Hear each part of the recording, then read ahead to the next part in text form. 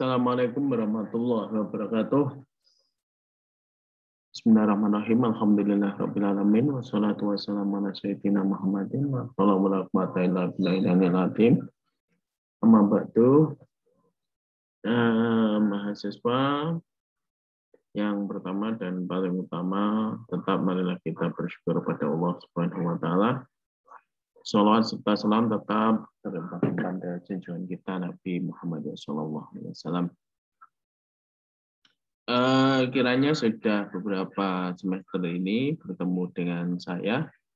Untuk pertemuan kedua ini saya akan membahas tentang etika bisnis. Awal etika bisnis sebagai pembukaan pengenalan. Saya mengutarakan tentang etika bisnis dalam praktek bisnis Rasulullah SAW. Selama ini banyak orang memahami bisnis adalah bisnis yang tujuannya utamanya memperoleh keuntungan. Hukum ekonomi klasik yang mengendalikan modal sekecil mungkin dan mengeruk keuntungan sebesar mungkin. Itu menjadikan para pelaku bisnis itu menghalalkan segala cara untuk meraih keuntungan, mulai dari cara memperoleh bahan baku, bahan yang digunakan, tempat produksi, tenaga kerja, pengelolaannya, dan pemasarannya dilakukan seefektif dan seefisien mungkin. Nah, sudah hukum ekonomi yang kita ketahui. Hal ini tidak mengherankan jika pelaku bisnis memperhatikan tanggung jawab sosial dan memperbaiki etika, bahkan mengabaikan etika bisnis. Nah, etika bisnis dalam Islam didasarkan pada Al-Quran. Padahal Muhammad dalam tinjauan sejarah dikenal sebagai pelaku bisnis yang sukses. Sehingga kajian tentang etika bisnis perlu melihat perilaku bisnis Nabi Muhammad SAW semasa hidupnya, mental sebagai pekerja yang keras, ya, sewaktu kecil diasuh oleh Halimah Sa'diyah hingga dewasa, gitu ya. Pengalaman Nabi Muhammad umur 12 tahun juga sudah berbisnis. Kemudian dia juga mendapatkan gelar Al-Amin. Ya. Kajian terhadap etika bisnis dalam agama sudah banyak dilakukan. Beberapa kalangan intelektual barat seperti yang sudah banyak dibaca oleh mahasiswa. Selain itu juga banyak yang ditulis oleh orang Indonesia seperti Profesor Shihab, Lukman Faraini, Suyanto, Faisal Badr, dan lain-lain. Oke, kita langsung ke beberapa kajian tentang etika bisnis. Ya. Dalam studi Islam, etika berasal dari ethos dalam bahasa Yunani yang berarti kebiasaan, custom. Dalam kamus Webster, etika adalah the distinguishing character, sentiment, moral nature, or guiding belief of a person, group, or institution. Ini karakter istimewa, sentimen, tabiat moral, keyakinan yang membimbing seseorang, kelompok, atau institusi. Oke. Etika itu merupakan studi sistematis tentang tabiat, konsep, nilai, baik, buruk, harus, benar, salah, dan lain sebagai prinsip umum yang harus membenarkan kita untuk mengaplikasikan bisnis. Oke, lanjut. Pengertian di atas makna dengan moral. Kata ini berasal dari bahasa Latin mos, hampir sama dengan moral. Dalam studi stil Islam, al-khuluq, ada khuluq. Artinya innate peculiarity, natural disposition, karakter, temper, and nature. Dengan demikian, akhlak perilaku seseorang yang berkaitan dengan baik buruk setiap manusia memiliki dua potensi di atas. Ya, potensinya baik buruk, benar dan salah. Potensi manusia. Hanya saja dalam Islam potensi baik lebih dulu menghiasi diri manusia daripada potensi untuk berbuat kejahatan. Ya. Dengan demikian, maka etika bisnis yang dimaksud dalam tulisan ini, kajian kita, itu prinsip etika yang membedakan baik buruk, harus, benar salah, dan lain sebagainya, prinsip umum yang mendasarkan seseorang untuk mengaplikasikan atas apa saja dalam dunia bisnis. Sekarang dunia kehidupan Muhammad sebelum masa kenabian. Anda sudah banyak melihat, ya, membaca tentang kehidupan Nabi Muhammad. Sekarang faktor Nabi Muhammad menjadi bisnis itu apa? Ya, yang pertama adalah faktor geografis Arab. Memang cara geografis adalah sederhana, terbatas. Pada saat itu mengembala, berternak binatang. Nah, mereka pertanian, perdagangan tidak bisa lepas dari peternakan. Maka dari itu ada 3 bidang Arab: perdagangan, pertanian, dan industri. Perdagangan yang dilakukan oleh orang yang tinggal di daerah perkotaan. Inilah maka Nabi Muhammad mengambil perdagangan, itu faktor geografis. Sekarang faktor ekonomi. Jelas Nabi Muhammad Anda sudah tahu status ekonominya ketika beliau umur masih bayi di kampung Sa'ad itu, status ekonominya adalah miskin. Kemudian bersama Aminah ibunya miskin. Hanya bersama dengan Abdul Muthalib kakeknya. Dan 2 tahun itu pun juga itu yang kaya. Kemudian Abu Thalib 15 tahun. Selama itu di Makkah, kemudian miskin. Nah, yang menyebabkan Nabi Muhammad harus mencari nafkah sebagai penghidupan. Oke, lanjut adalah yang ketiga adalah faktor keluarga.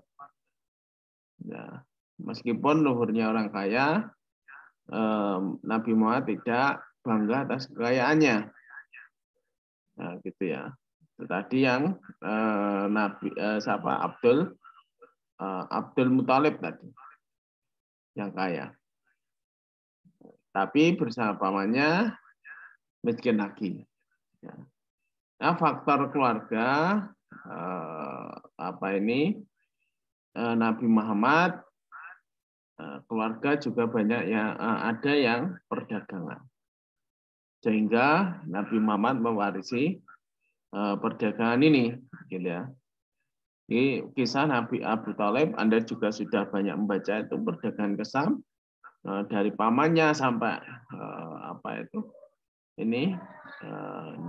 tamannya, ini dia diajak ke mana ini lokasi Makkah Al-Ahdadiyah, Makkah, Taif, kemudian Pasar Ukas, Hijar Bahrain sampai ke Syam.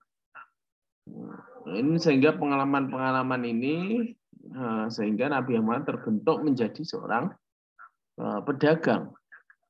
Nah, sekarang faktor beristri Khadijah. Anda sudah banyak tahu lah bahwasanya Siti Khadijah adalah seorang pedagang, sehingga Nabi Muhammad juga terbentuk ya dari pengalaman sebagai pedagang itu. Oke, sekarang kita konsen ke etika bisnis Nabi Muhammad. Ini keberhasilan Nabi Muhammad dalam berbisnis dipengaruhi oleh kepribadian sehingga disebut sebagai amin, itu kejujuran. Oke, Anda sudah banyak membaca tentang amin itu amanah. Nah, amin yang pertama jujur, kemudian amanah ini jujur, amanah yang ketiga adalah tepat menimbang, semuanya tepat. Keempat, gharar, berbahasa sesuatu yang tidak ketahui pasti benar dan tidaknya. Nah, berarti Nabi Muhammad menghindari ini ya. Nah, gitu ya. Menghindari ini. Yang itulah gharar sudah banyak, tidak melakukan penimbunan barang. Bahasanya adalah al-ihtikar. Tidak melakukan al-ghab atau tadlis. Sudah banyak Anda selanjutnya saling menguntungkan. Nah, ini yang harus banyak dipegang, saling menguntungkan. Oke. Pesan Nabi Muhammad legislasi dan pesan Nabi Muhammad dalam berbisnis, innamal bai'u antarodin, saling meridhoi, suka sama suka. Ya, yang kedua adalah barang yang menjadi objek transaksi harus suci. Sudah jelas ya, jadi yang ketiga adalah tidak ada unsur penipuan, boror tadi. An bai'il hasadi wa an bai'il gharar.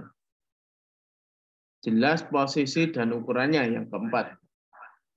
Oke, lanjut. Yang kelima adalah barang yang dijual merupakan hak milik sepenuhnya. Yang keenam adalah segera membayar upah. Tidak berkhianat kepada relasi bisnis. Oke. Kedelapan, tidak menimbun barang. Oke, kesimpulan dari penelusuran sejarah yang dilakukan oleh penulis, maka ditemukan bahwa etika bisnis yang dimiliki Rasulullah Shallallahu Alaihi Wasallam itu adalah bersikap jujur, amanah, tepat dalam menimbang, menjauhi gharar, tidak menimbun barang, tidak melakukan al-ghab atau tadlis, saling menguntungkan, mutual benefit prinsip antara penjual dan pembeli.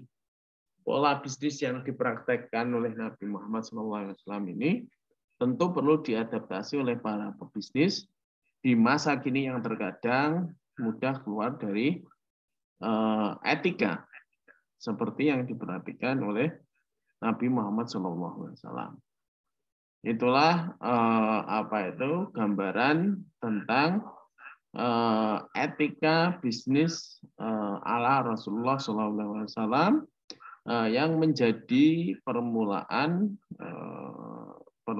ataupun pembukaan perkuliahan etika bisnis Islam jurusan perbankan syariah semester ganjil tahun akademik 2021-2022. Saya sebagai dosen pengampu Siswa Yudianto MM yang biasanya semester Anda sudah mengikuti saya di mata kuliah MSDM Manajemen Strategi, dan sekarang saya mendapatkan tugas untuk mengampu etika bisnis Islam. Ini ada ada tiga suku kata yang paling tidak sudah kita bahas di pertemuan kali ini. Ada etik, ada bisnis, ada Islam. Nah, etiknya dari segi filosofi, baik Barat maupun secara Islam juga sudah disampaikan. Bisnis baik realita secara konven dan secara Islami juga sudah disampaikan. Ya, itulah gambaran sedikit tentang etika bisnis dalam Islam. Untuk selanjutnya silabus nanti akan SAP silabus akan kami sesuaikan dengan jumlah mahasiswa sehingga diskusi bisa berjalan dengan baik. Seperti itu. Untuk pertemuan selanjutnya adalah kita melakukan Zoom agar tidak ada salah persepsi. Demikian dari saya. Wallahul muwaffiq ila aqwamit thoriq. Wassalamualaikum warahmatullahi wabarakatuh.